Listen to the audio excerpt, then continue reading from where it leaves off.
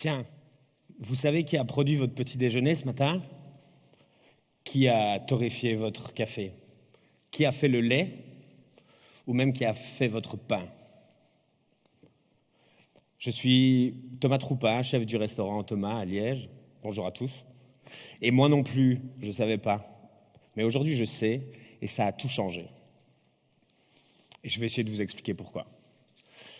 Alors au début, on m'a posé la question, tiens, pour toi, c'est quoi la cuisine de demain? Qu'est-ce qu'il faudrait changer? Et je pense que le problème ne vient pas de ce qu'on mange. On est à Liège, un boulet liégeois, ça restera un boulet liégeois, et on en aura toujours envie. Par contre, savoir qui a produit la viande, qui a brassé la bière, et recréer du lien avec tous ces producteurs, je pense que ça va régler le problème de surproduction et de surconsommation. Je vous donne un exemple. Prenez une tomate. Je sais, c'est pas la saison, mais bon, il fait beau, ça nous donne envie de manger de la tomate. Vous allez l'acheter dans un magasin bio, super classe, bien achalandé, toutes les étagères en bois, tout est nickel. Le producteur est soutenu, c'est une bonne démarche, mais vous êtes dans un processus d'achat. Ces tomates, vous allez les mettre dans le tiroir du fond de votre frigo, et puis la semaine, elle démarre, et là, c'est la course. Ouais. Comme toutes les semaines, ça va vite, ça va même beaucoup trop vite. Et fin de semaine, vous ouvrez votre frigo, et les tomates, elles sont là, et c'est trop tard.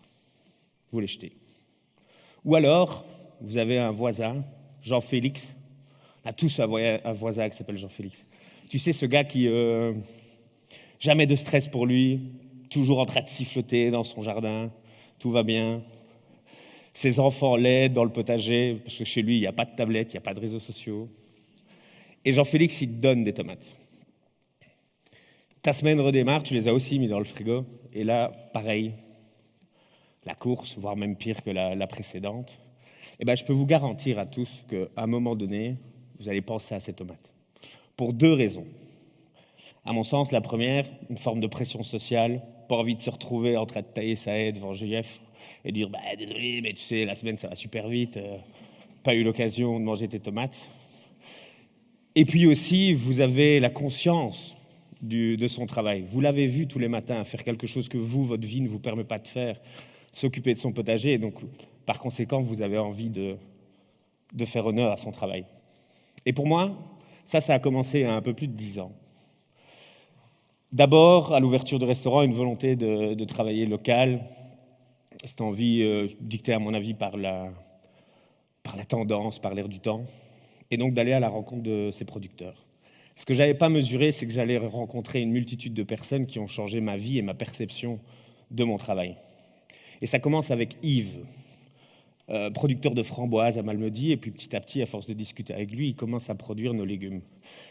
Et je me souviens d'un moment où, ça devait être vers le mois de juin, où il déterre une carotte, il la frotte comme ça sur son jeans, il croque dedans et il me donne un bout, mais avec une émotion assez folle dans le regard, comme s'il m'offrait un cadeau assez incroyable. Et c'est là, quand j'ai ramené cette carotte, pas la croquer, sur ma planche, je me suis dit, mais tu dois reconsidérer les choses dans leur entièreté. Cette carotte, c'est sa chair, évidemment, mais c'est sa peau aussi, son feuillage. Et là, à force de recherche et d'envie, développer une multitude de recettes pour utiliser un maximum ces ressources, et sous différentes manières. Macération, infusion, fermentation, séchage. Et aujourd'hui, toutes ces méthodes développées avec les différents producteurs font l'ADN du restaurant Thomas. Mais ce qui a aussi marqué et qui a changé ma vie, c'est des rencontres incroyables, un lien qui se crée avec ces producteurs. Et là, ça me donne envie de vous parler de Lothar Wils, notre éleveur de Limousin. Alors, je pensais avoir le monopole du sacrifice et de l'investissement dans mon métier. Je vous avoue que j'ai rencontré le boss là. Le gars, il bosse toute la semaine dans la restauration, plus ou moins 13 heures par jour. Le soir, il s'occupe de ses vaches, dans un seul but, de redonner le titre de noblesse à son métier et à la race limousine qu'il affectionne, parce que les dérives de notre consommation et de cette surproduction a carrément amené ces vaches à s'égarer de leur propre ADN. Et lui veut faire machine arrière par la force de son travail. Ça donne envie d'en parler, ça donne envie d'en faire quelque chose, d'utiliser cette viande. Et donc naturellement, je rentre une bête entière au restaurant. Et là, premier constat. Quand j'ai commencé à bosser, je travaillais dans un restaurant qui passait plus ou moins 30 kilos de filet pur par semaine. Ça représente, maintenant je le sais, 5 bêtes par semaine qui étaient consommées. Aujourd'hui, au restaurant, tous les clients consomment la viande de l'otard en plus ou moins grande quantité. On sacrifie 5 veaux et une vache par an. Donc ça fait déjà une grosse différence sur un seul restaurant. Et puis, ce lien, il grandit. On continue à échanger, on se voit régulièrement. Et c'est là, suite à une petite anecdote, que j'ai pris conscience de l'importance de nourrir ce lien pour évoluer et changer notre manière de consommer. Et ça, c'est grâce à ma fille, 3 ans. Bon, maintenant, elle en a 10. Mais à 3 ans, la vie va vite, c'est la course. Je vais au supermarché, j'achète de la viande. Et je prépare, ma fille mange, et puis elle me dit « Papa, c'est la viande de qui ?» Et là, je me suis retrouvé con, face à un enfant de 3 ans. Parce que pour elle, c'était évident. Elle est née dans le restaurant, elle a vu les producteurs. Et donc, il y a un lien entre ce qu'elle mange et les gens qu'elle rencontre. Et donc, naturellement, on peut penser qu'elle va respecter les produits d'une autre manière. Moi, j'ai dû l'apprendre par mon métier. Pour elle, c'est inné. Et puis, ce qu'il y a de chouette et qu'on ne se rend pas compte, c'est que ce lien, il continue à grandir au fil des années. Aujourd'hui, l'otard, c'est devenu la famille. Je suis parrain de son fils. Bon. Avant, j'ai d'abord été parrain d'un taureau. Visiblement, ça s'est plutôt pas mal passé. Du coup, maintenant, j'ai la chance d'être le parrain de Clément, son fils. Et évidemment, tout ça, on a envie d'en parler, donc ça a influencé ma cuisine. Est né un plat signature que j'ai appelé la tartine de l'otard. C'est un plat qui, a priori, sonne simple. Vous venez chez moi pour manger une tartine, super.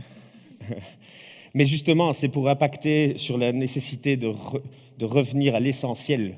Et donc, on va avoir ce pain toasté au levain avec un beurre aux herbes qui va légèrement anisé, qui vont symboliser le fenouil qu'on retrouve là-bas, et puis une quinzaine de variétés de plantes de notre jardin qui vont mettre en avant l'importance de la biodiversité et du respecter le biotope environnant au service du bien-être animal.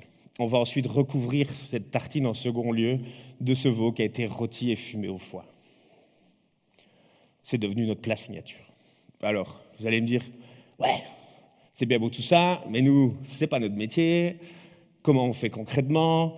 Qu'est-ce qu'il faut qu'on change pour réduire notre consommation? Eh bien, à mon sens, rien. Là, maintenant, rien. Juste commencer tout doucement à nourrir ce lien. Imaginez, je vous parlais du boulet au tout début. Imaginez, vous faites une soirée de boulet entre potes et vous additionnez à ça toutes vos rencontres. Vous ne croyez pas que vous allez considérer votre repas différemment? Au tout début, je vous ai un peu culpabilisé, peut-être certains, ceux qui n'écoutent pas, non, sur votre petit déjeuner. Mais c'est par là qu'il faut commencer. Allez passer un week-end avec vos enfants à la ferme. Ils vont traire les vaches, vous allez vivre un moment qui va marquer qui va vous marquer. Et petit à petit, comme ça, chaque moment, chaque repas, chaque période de votre journée seront des souvenirs de rencontres et d'événements. Pour au final, arriver à ce que tout ce qu'on consomme commence par une poignée de main. Merci.